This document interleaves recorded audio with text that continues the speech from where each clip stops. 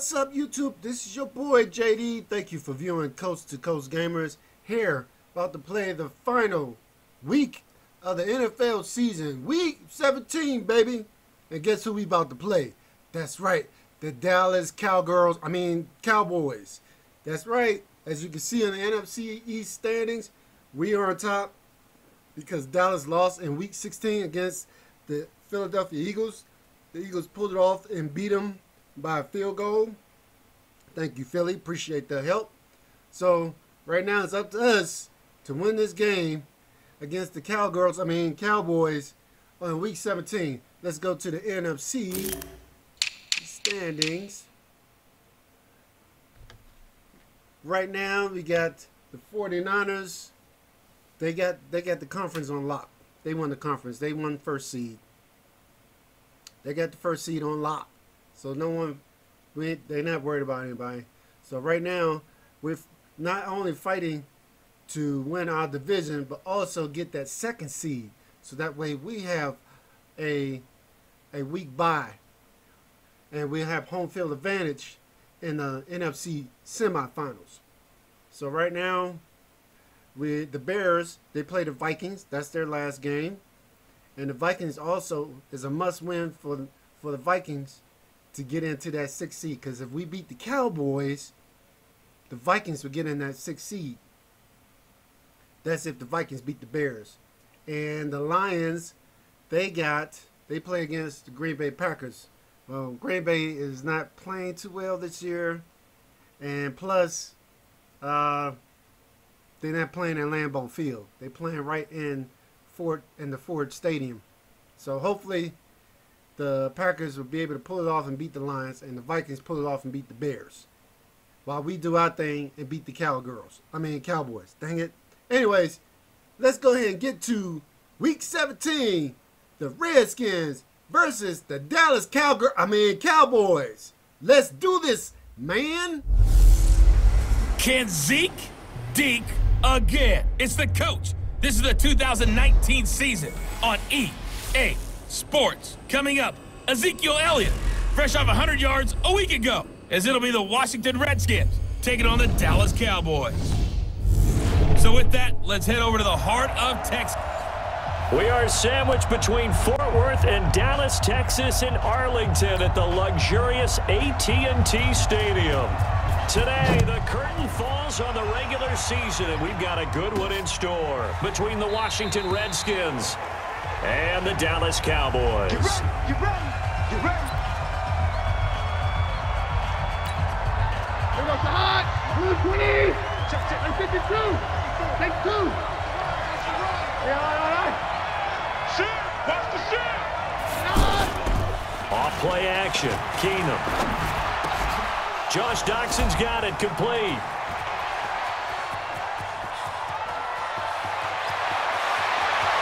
And he is into the end zone for a Washington touchdown.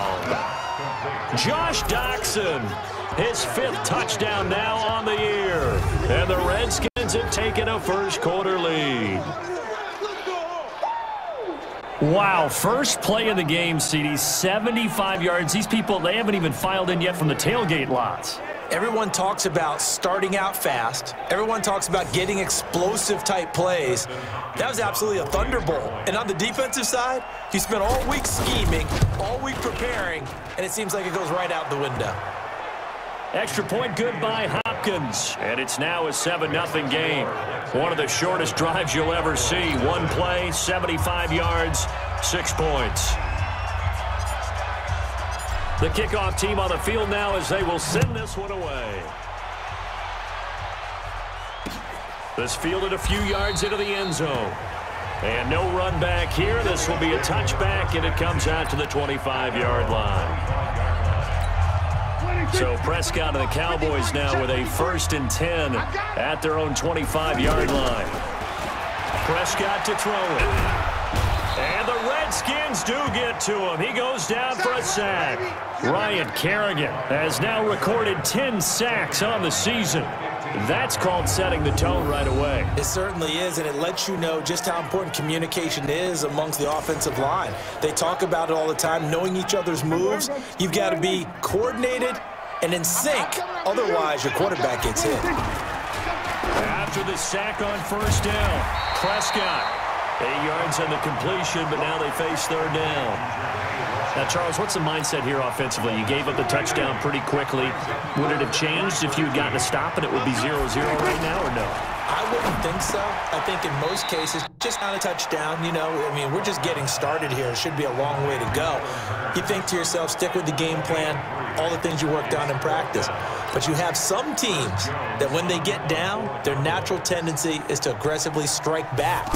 And let's see if they want to get outside of the game plan we expect and try and be aggressive on their first series. Did they keep it in? They did. They kept it in. It's down close to the goal line at the 1-yard line.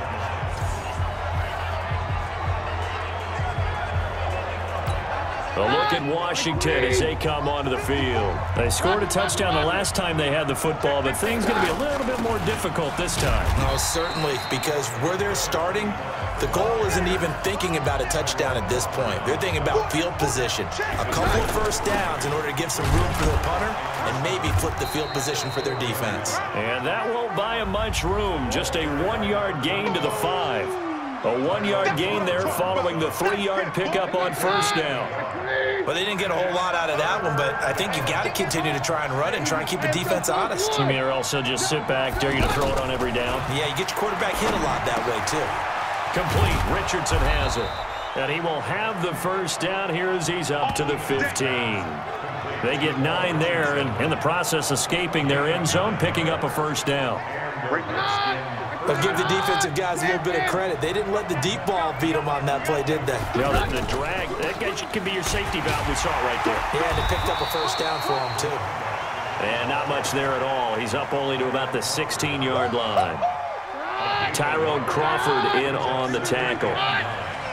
They tried a quick hitter inside, but that one was swallowed up because what they're hoping, those big defensive linemen will take the bait and move laterally and open up a crease that they can run through. Didn't happen on that play. A second down pass play there, but it's incomplete. He was looking for Paul Richardson there, but now it'll be third down. Brandon, it looked like he had his hands on it for a moment, but let's face it, that was going to be a tough catch all the way because of the presence of the defense right there as he was trying to haul it in. Yeah, nice job to force the incompletion. Now left side, a completion to his tight end. His first catch, good for 14 there and a first down. And there was absolutely zero pressure on the quarterback on that play. Third down, and he has all the time in the world to eventually find an open receiver for a first down pickup. Jeff Heath, the one to bring him down. Well, we saw him there trying to get it to the outside, trying to get to the perimeter, but not a whole lot of room there. But there's got to be one positive to that. If you keep moving laterally, creases tend to develop as the game moves on, and they can run it back inside later. They try to throw on second down, but this one is incomplete. He was trying to get it there to Vernon Davis, the tight end. And it's third down. He's a little trigger happy right there, and it turned into an ill-advised throw into their zone. Well, we know he has confidence. He'll throw it any place, anytime, anywhere. That time it fell incomplete. Able to find his running back, Geis. And he slips up past the 45 before being tackled. The Washington passing game dialed in now. It's a first down. On any given pass play, you never know exactly where your exit points are going to be. On this play, it was flushed to his left, still on the run, able to accurately throw the football for a nice first down. And he's got this one across midfield into Cowboy territory. He'll get a nice chunk there on the first down run, and it's 2nd and 4. All right, Brad, I know we're in the early going here, but those kind of runs, they're going to open up a world of opportunities for this offense going forward. And he's going to be swallowed up. Sacked back at the 45-yard line. DeMarcus Lawrence. He continues to wreak havoc in the offensive backfield. Sack number 16 on the year. They were able to win last week despite him being sacked 4 times. They might need to tighten the reins a little bit, or this one may not end in another victory. You're right about that. They can't count on just winning the game no matter what happens. They can't let the accumulation of hits and harassment in the pocket get to their quarterback. Got to stop that, give him clean lanes to throw the football in order to have a better chance to win again this week. They only punted twice in the win last week as he gets this one away. And not what he was hoping for there, as this will hit in the end zone for a touchback. Here's the Dallas offense now heading back out onto the field. And the magnitude of this game, everybody knows it. The fans, obviously the players and coaches, there's just with them a palpable buzz right now. They know they control their own destiny. Win and you're in. And I think every player wants that. I think every coach wants that. I haven't been in an organization yet that wants to be in a game where they have to rely on other teams to get them to their goals. In this situation, it's very cut and dry. Win and you're in the playoffs.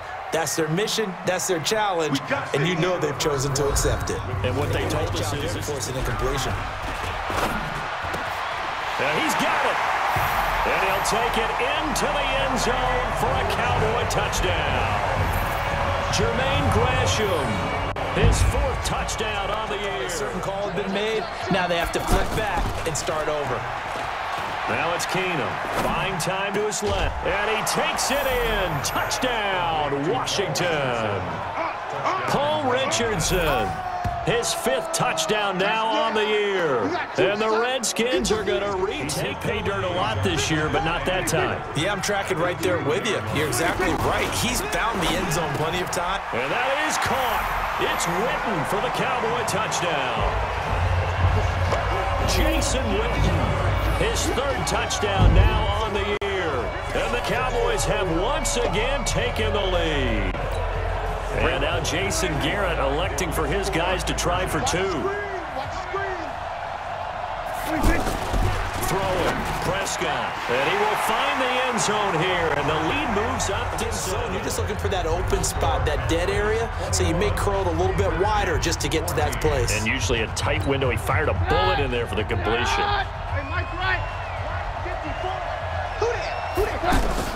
Keenum on 1st down. Rolling to his right.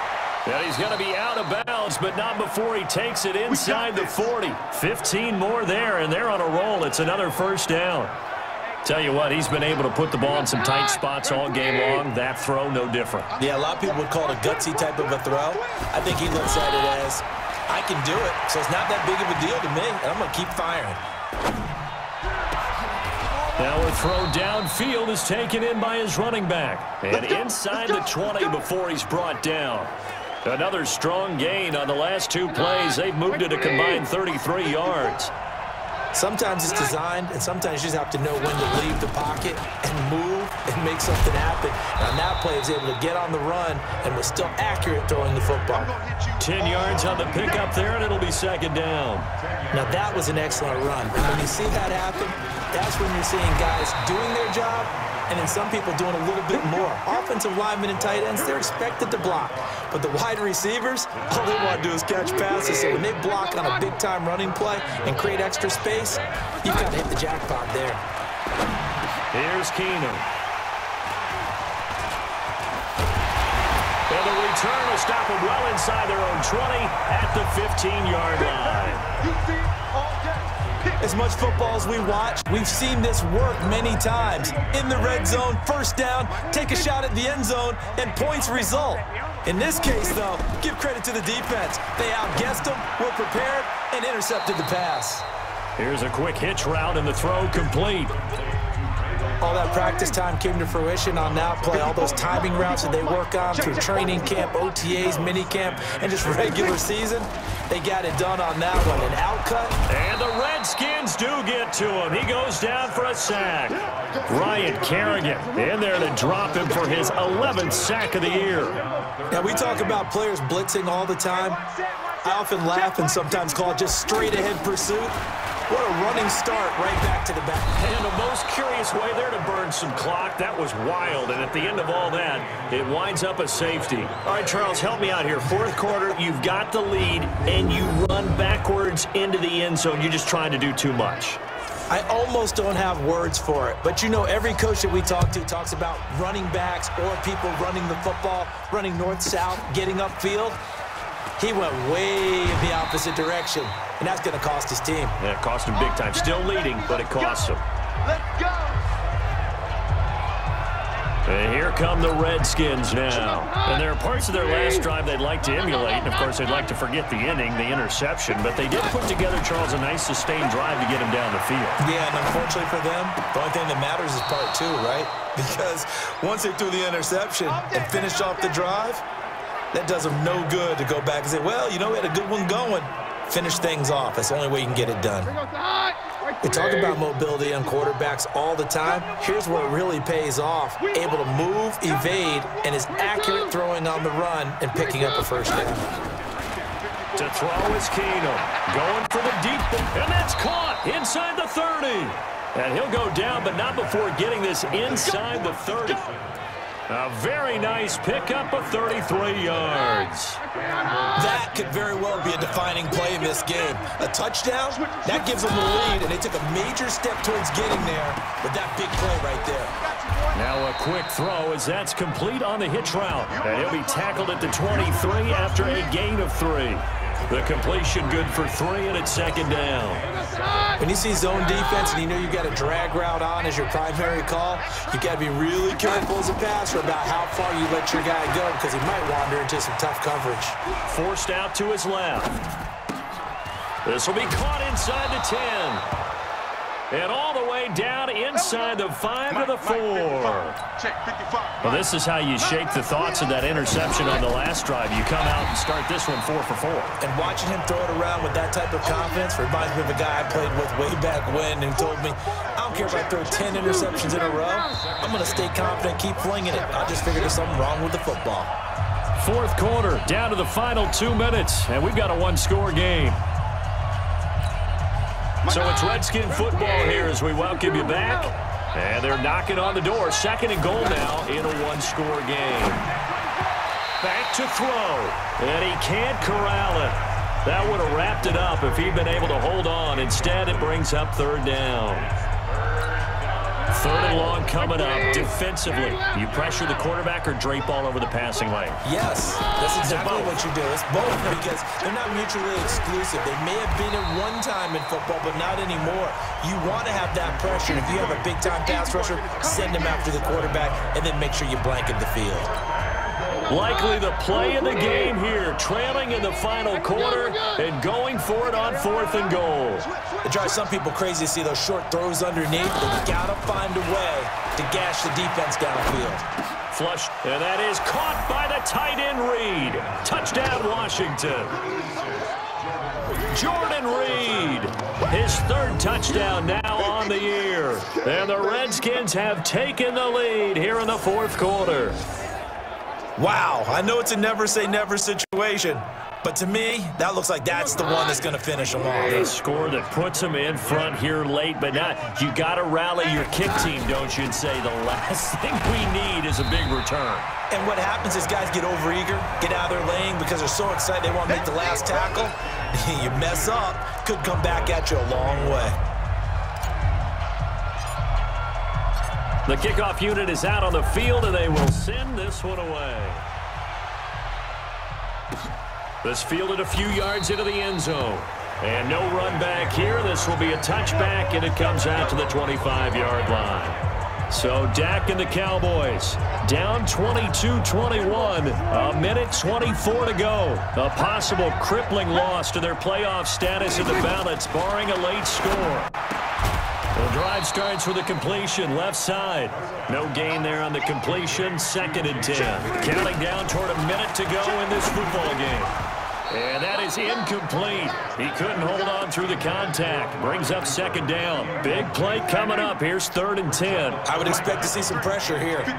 Now we're in the situation where the quarterback's got to take full charge of his huddle. Got to totally command it, make sure all eyes are on him. All focus is locked in. Going to call multiple plays and go over different situations and scenarios to make sure everyone is on the same page. And this is caught by Witten, the tight end. And taking it across midfield and inside the 45. He's back to throw. They didn't get out of bounds, but that's okay. They need one more just like that to give themselves a chance. Now the Cowboys going to burn the first of their timeouts as they'll stop it with 13 seconds left to play. That last catch short of the marker by just a yard leaves him with a very manageable 2nd and 1. And that one covered beautifully. Their defenders stayed home, and they'll stop him behind the line. The Cowboys going to use their 2nd timeout now, as he'll stop it with 11 seconds remaining in the ball game. The Cowboys on 3rd down. They've hit it 50%, 3 of 6 to this point. Here it's 3rd and 2. They'll try and run for it with Elliott. And Elliott trying to work his way forward, but it looks like he did not make it. And whistles, and they take their final timeout with 7 seconds left. So it all rests now on the right foot of Brett Maher. This from 51 yards for the win. And his kick is no good. Oh, by the slimmest of margins, he missed it wide to the left. Well, befitting a tight game like this, it all came down to the wire. But in the end, the field goal to win, it goes begging. Oh, man, that is a tough way to lose a football game. You put yourself in position, and you give yourself a chance, but it's just not meant to be.